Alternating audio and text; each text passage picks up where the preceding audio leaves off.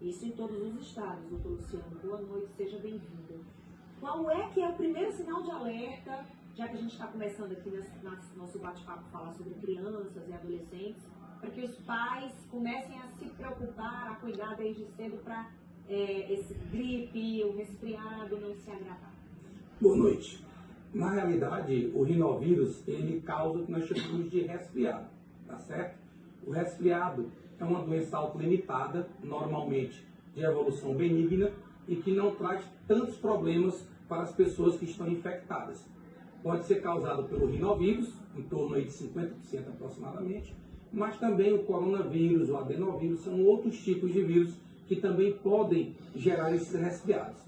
O resfriado, ele não traz tanto problema para a pessoa infectada, só que nós temos os chamados grupos de risco. São aquelas pessoas que têm uma probabilidade maior de ter complicações. Esse é o receio.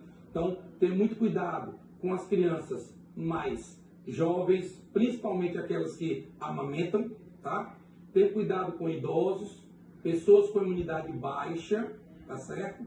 Pessoas com problemas principalmente pulmonares. Então, uma pessoa asmática, por exemplo, se ela tiver um resfriado, ela pode ter uma crise asmática e evoluir para uma síndrome respiratória aguda grave.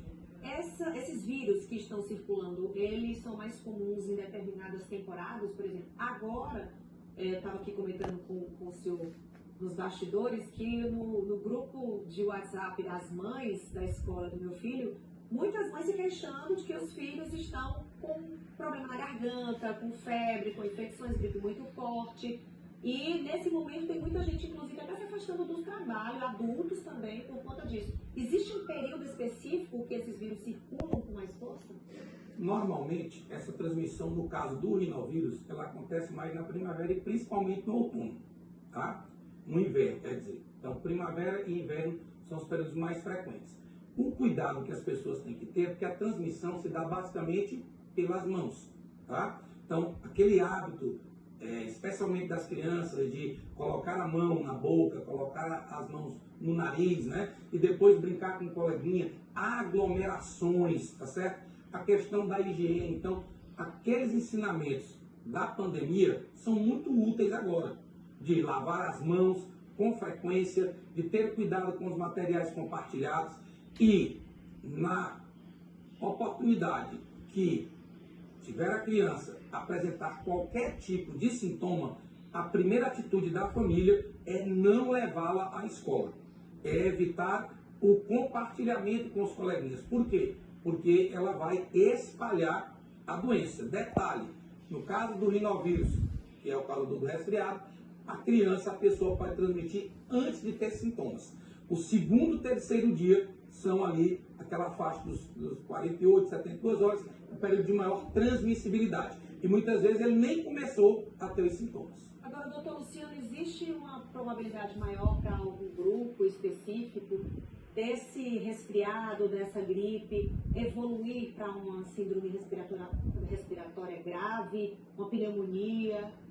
Existe a possibilidade. Então vamos lembrar quais são os sintomas, tá certo, de um resfriado. Lembrando que as pessoas têm muita dúvida entre resfriado e gripe.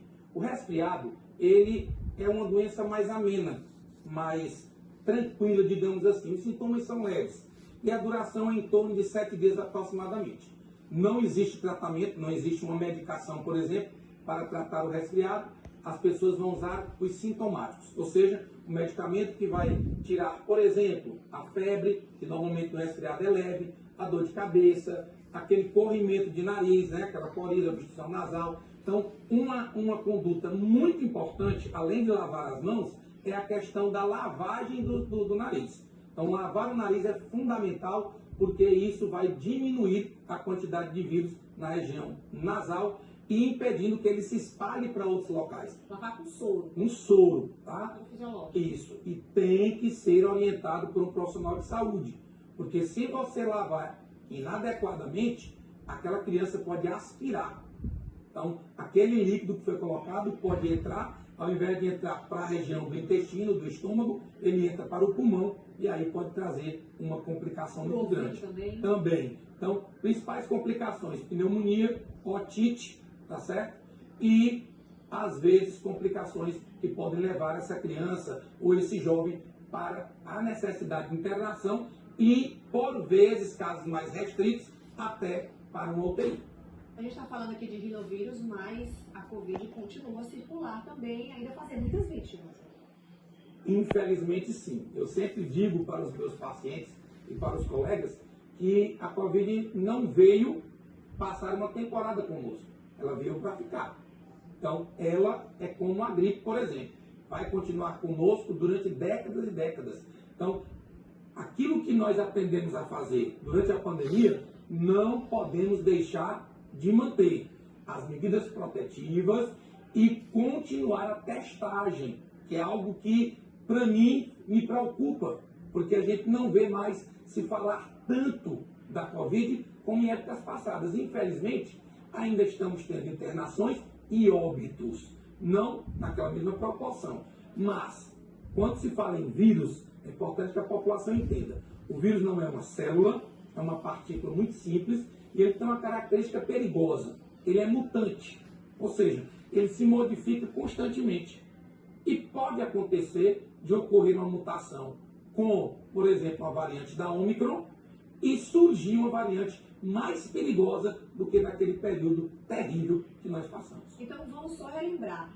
Sentiu algum sintoma diferente? Fazer logo a testagem? Que tipo de sintoma? Então, relacionado à Covid, qualquer sintoma que você tiver, que seja, por exemplo, aqueles sintomas relacionados a perder o cheiro e o gosto, a dor de cabeça, a febre, a tosse, dor de garganta, uma fraqueza inexplicada, tá certo? Diarreias às